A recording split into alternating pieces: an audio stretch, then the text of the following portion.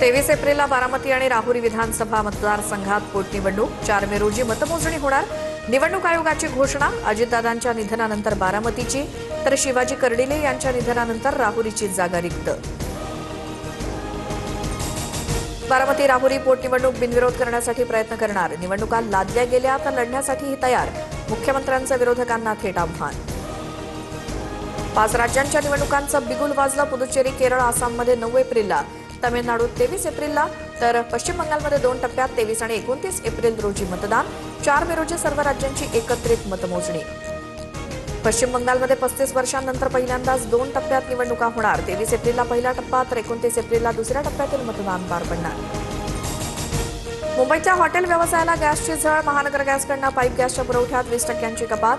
Pipe गॅसवरती अवलंबून असलेले 35% हॉटेल संकटात। पर्यायी इंधनाचा शोध सुरू। पीएनजी असल्यास आता एलपीजी कनेक्शन रद्द होणार। केंद्रीय पेट्रोलियम मंत्रालयाचा मोठा निर्णय।